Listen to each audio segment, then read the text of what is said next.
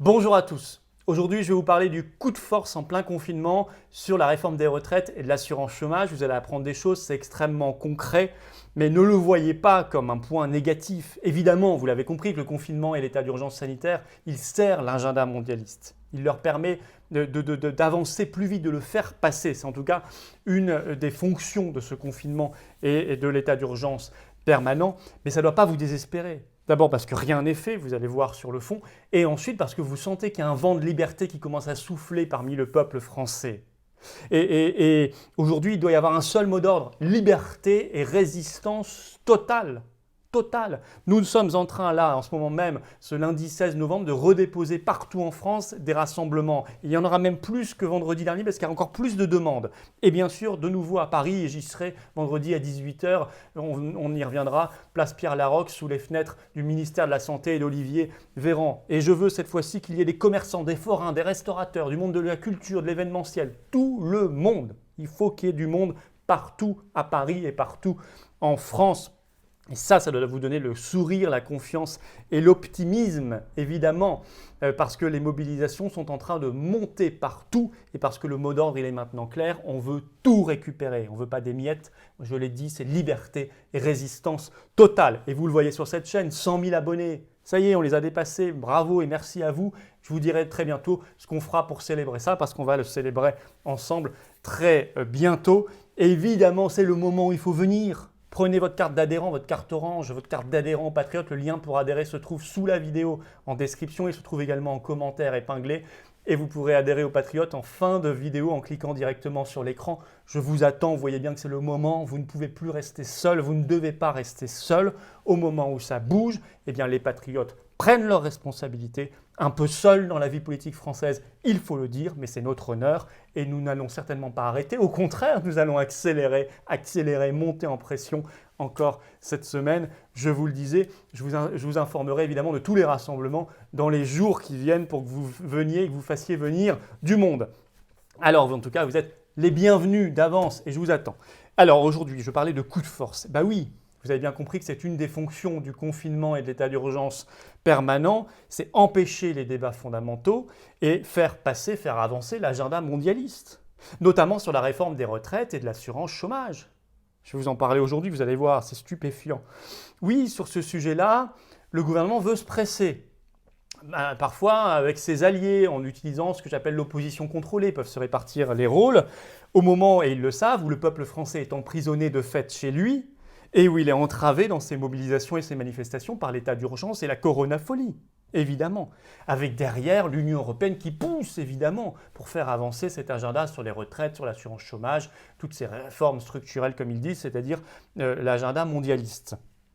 Alors, c'est ce qu'on a vu, c'est ce qui s'est passé ce samedi 14 novembre au Sénat sur la réforme des retraites. Où, en plein confinement, en plein état d'urgence, en catimini, il n'y a pas eu beaucoup d'articles dans la presse française, eh bien vous avez la majorité de droite, les Républicains, l'opposition contrôlée bien sûr, au Sénat, qui a voté un amendement qui avait été déposé par le sénateur Les Républicains René-Paul Savary. Ils l'ont voté à 200 voix contre 118, qui fait passer quasiment toute la réforme Macron des retraites. Alors on peut citer parmi d'ailleurs les voix qui l'ont voté, malheureusement, par exemple Valérie Boyer. Valérie Boyer, alors que quand elle s'est fait élire au Sénat en septembre dernier, elle avait déclaré qu'elle voulait être, je cite, un véritable contre-pouvoir. Ça commence très mal, ça commence très très mal. Et qu'est-ce que dit cet amendement sur les retraites? Il dit qu'en cas d'échec des négociations, on va repousser l'âge légal de départ à la retraite à 63 ans dès 2025, dans moins de 5 ans. Et par ailleurs, on va accélérer l'allongement de la durée de cotisation nécessaire à 43 annuités dès la génération 1965. Donc c'est quasiment déjà toute la réforme Macron, la réforme Union européenne des retraites, parce que c'était évidemment exigé et souhaité par l'Union européenne depuis des années déjà à travers les grandes orientations de politique économique. Alors, on me dira, les sénateurs En Marche n'ont pas voté cet amendement. Peut-être. Mais ce qui n'est pas rassurant, c'est que juste derrière, la ministre déléguée à l'autonomie qui s'appelle Brigitte Bourguignon, elle a déclaré qu'elle jugeait l'initiative prématurée. C'est-à-dire qu'elle n'a pas dit qu'elle était contre sur le fond, elle a juste dit que c'était prématuré. C'est bon, mais c'est un peu trop tôt. C'est ça que ça veut dire prématuré. Donc, on voit bien qu'ils sont en accord avec cela. Pareil pour le Parti socialiste, qui est une autre branche de l'opposition contrôlée, puisque le sénateur socialiste Bernard Jomier a déclaré qu'il était, je cite, « stupéfait du tempo politique ». du tempo politique, pas du fond. Il est juste, comme le gouvernement, stupéfait du calendrier. Il n'est pas en désaccord sur le fond. Et je vous rappelle, je disais que l'Union européenne pousse derrière. Bah oui, je vous rappelle cette interview le 2 septembre dernier à Ouest France du secrétaire d'État aux Affaires européennes, Clément Beaune. Je vous en ai déjà parlé, qui avait craché le morceau et qui avait avoué aux journalistes de Ouest France que la réforme des retraites était une des contreparties exigées par l'Union européenne contre le plan de relance qui a été décidé le 21 juillet dernier. Vous savez, le fameux plan de relance où la France met 80 milliards pour en récupérer 40, ce qui est une escroquerie incroyable, et qui en plus nous exige de notre part des réformes macroéconomiques, des réformes structurelles, c'est-à-dire des réformes d'austérité contre le peuple, comme cette réforme des retraites. Mais ils ne s'arrêtent pas là simplement à la réforme des retraites, ils vont aussi sur la réforme de l'assurance chômage, qui est une réforme de précarisation terrible des chômeurs. Et là, le gouvernement s'acharne, il veut aller vite et il n'a lâché que quelques miettes. Ainsi, il a simplement repoussé de janvier prochain à avril prochain, donc de 3 mois seulement, l'application de cette réforme. Il faut le savoir. Et ça l'arrange bien parce que, regardez le calcul avec moi, l'état d'urgence sanitaire a déjà été reconduit par la loi jusqu'au 16 février 2021. Mais ensuite, jusqu'au 1er avril, il y a ce qu'ils appellent la période transitoire, où on sera quasiment encore dans l'état d'urgence.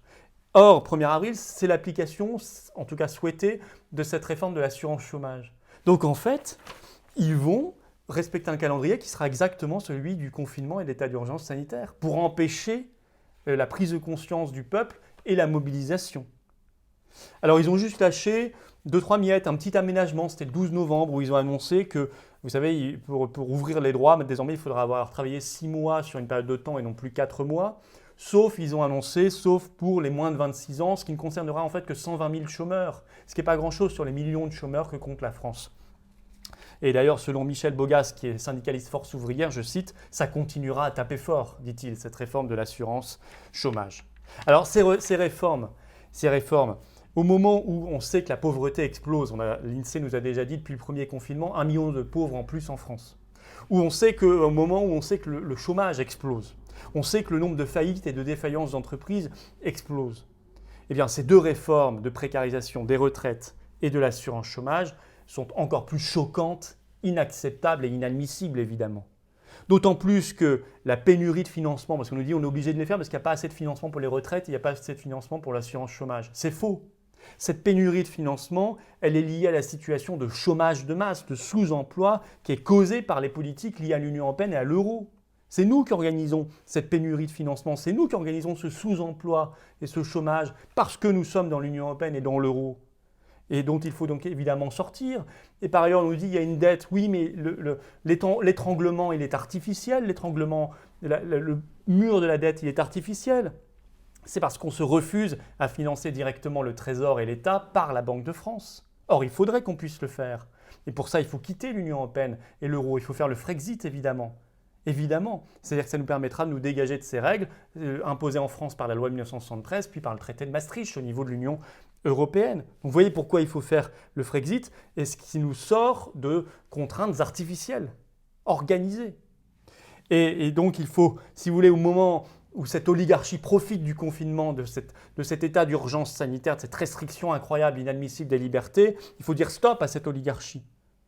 On voit bien que le confinement et l'état d'urgence, la crise sanitaire l'arrangent bien dans ces projets mondialistes. C'est pour ça qu'il faut se mobiliser plus que jamais. Voilà. Et moi, j'aurais aimé, par exemple, que pour les messes, les évêques soient au milieu de leurs fidèles à défendre la messe, plutôt que de les condamner derrière et dire qu'il fallait respecter ce qu'a déclaré le ministre Darmanin. Non, il faut tout le monde se mobilise, toutes les professions, toutes les couleurs politiques, toutes les sensibilités se mobilisent ensemble. On va le faire nous massivement vendredi soir prochain à Paris et partout en France. Et vous allez vous mobiliser avec nous, adhérer aux Patriotes. Le lien se trouve ici en cliquant directement sur l'écran. Il se trouve également en description sous la vidéo et en commentaire épinglé. Je vous attends, ne tardez plus, ne restez surtout pas seul. C'est le moment où c'est en train de bouger. C'est donc le moment où vous devez être avec nous. Allez, à bientôt. Vive la France.